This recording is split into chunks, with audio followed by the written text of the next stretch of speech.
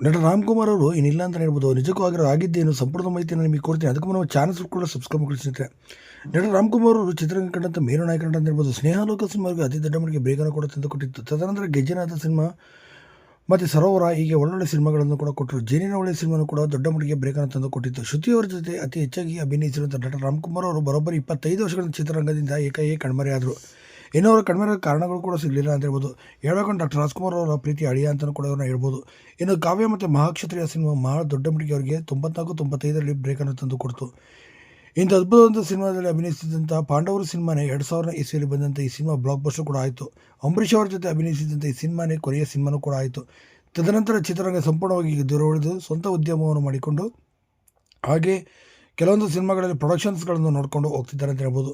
ಸದ್ಯಕ್ಕೆ ತೆರೆ ಹಿಂದೆ ಕೆಲಸ ಮಾಡ್ತಿದ್ದಂಥ ಇವರು ಸದ್ಯಕ್ಕೆ ಸ್ವಂತ ಉದ್ಯಮವನ್ನು ಮಾಡಿಕೊಂಡು ಜೀವನವನ್ನು ಈಗ ಸಾಗಿಸ್ತಿದ್ದಾರೆ ಅಂತ ಹೇಳ್ಬೋದು. ಹಾಗೆ ಪ್ರೊಡಕ್ಷನ್ ಹೌಸ್ಗಳನ್ನು ಕೂಡ ನೋಡ್ಕೊಳ್ತಿದ್ದಾರೆ ಅಂತ ಹೇಳ್ಬೋದು. ರಾಮ್‌ಕುಮಾರ್ ಚಿತ್ರರಂಗ ದೂರ ಆಗೋದಕ್ಕೆ ಕಾರಣ